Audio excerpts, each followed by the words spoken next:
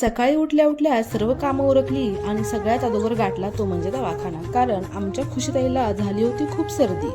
बाहेर जायचं म्हणलं की आमची खुशीताई खूप खुश होती, पण जसं का डॉक्टर काकांचा दवाखाना बघितला तशी ती घाबरून गेली. डॉक्टर काकांनी कान नाक घसा सगळं काही चेक करून पाहिलं. खुशीने सुद्धा त्यांना छान असं कोऑपरेट केलं.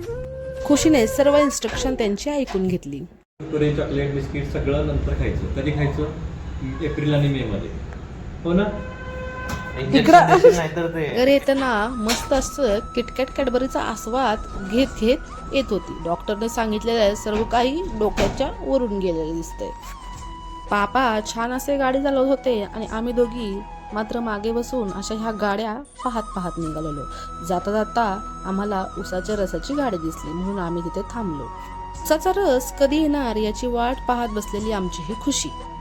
शेवटी काकांनी 2 ग्लास हा उसाचा रस आणून दिला. मग काय, आमच्या खुशीने लगेच पळत पळत जाऊन स्ट्रॉ आणली, कारण की स्ट्रॉनेच मॅडमला नेहमी उसाचा रस हा प्यायचा असतो.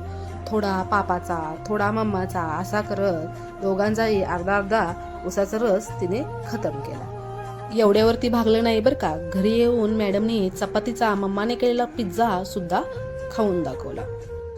पिझ्झा म्हटलं की आमचा जिव्हाळ्याचा विषय, पण जेव्हा मम्माने विचारलं कसं झाले तेव्हा अगोदर थोडा भाऊ खाल्ला आणि नंतर सांगितलं छान झालाय बरं का.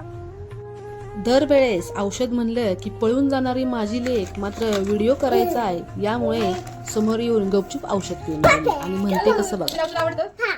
पिणार खुशी?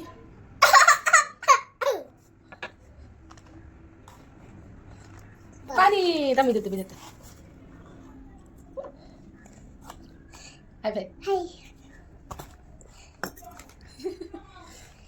सर्दी झाल्यामुळे डॉक्टर काकांनी नाकामध्ये टाकायला हा नोझल ड्रॉप दिला होता.